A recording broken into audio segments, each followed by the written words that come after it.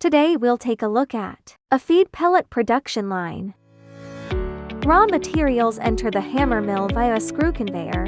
Then, the material is discharged from the cyclone separator by the suction of the blower. The material enters the mixer via a screw conveyor and is then mixed.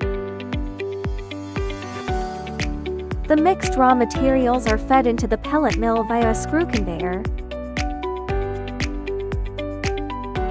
This is Chint's electrical control cabinet. The finished pellets come out from the bottom of the cooler.